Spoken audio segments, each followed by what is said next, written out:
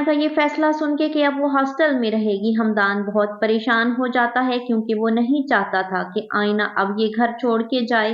लेकिन उसकी असल परेशानी तो अब आगे बढ़ने वाली थी, क्योंकि जब शांसा के वालिद हमदान से हाथ जोड़कर अपनी बेटी की खुशियों की भीख मांगेंगे। अब यहाँ पर हमदान के लिए एक और मसला खड़ा हो गया था, क्योंकि वो गुड़िया के वालिद यानी कि शांजा के वालिद को ऐसे नहीं देख सकते थे और उनकी कोई भी बात रद्द नहीं कर सकते थे। और यहाँ पर तो बात आ जाती है उनके हाथ जोड़ने की, और वो कैसे इन्हें इनकार कर सकता था।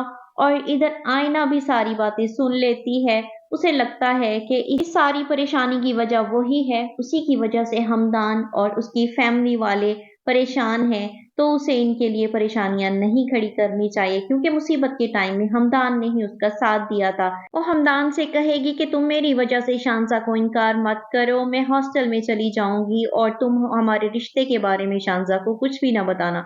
लेकिन हमदान रिश्तों की बुनियाद झूठ पर नहीं रखना चाहता था।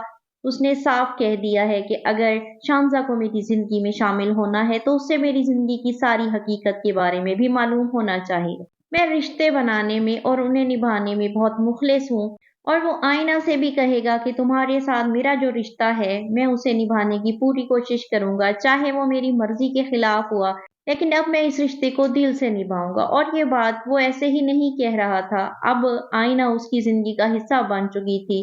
वो आईना से मोहब्बत करने लगा था और वो आईना के बगैर अब रहने की सोच भी नहीं सकता था। तो नाजरीन, आपको क्या लगता है कि नेक्स्ट ड्रामे में क्या होने वाला है? अपनी राय से हमें ज़रूर आगाह कीजिए और हो सके तो हमारे चैनल को भी सब्सक्राइब कीजिए। See you again, thanks for watching.